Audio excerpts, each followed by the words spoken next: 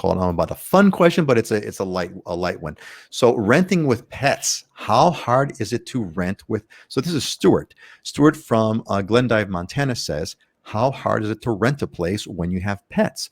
Also, how much more money does it cost to rent when having two pets? So Heidi, this is the Maui graphic over here. There's the sunrise over Haleakala, everybody.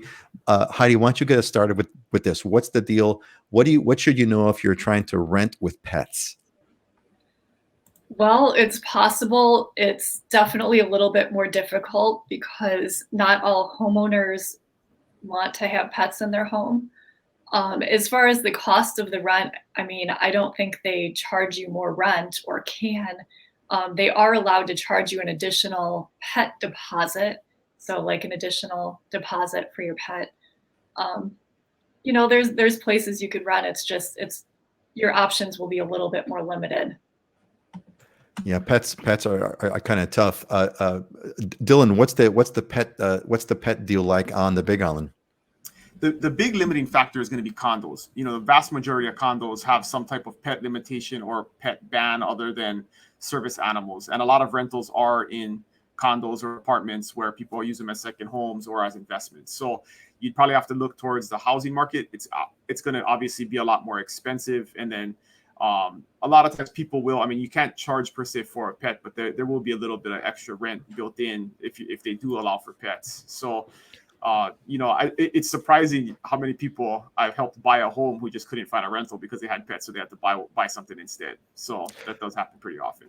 I mean, pets kind of really pulls out, really makes sure your search. I mean, it's hard to find a place to rent as it is on Oahu. You got to put yourself in a landlord's shoes, right? If it's your house, I mean, of course you have pets, but would you want somebody else with their pets and you don't know how they take care of them and how you treat them or how well behaved the pets are? I mean, that's basically what happens, right? Is you got to kind of look at it from the other.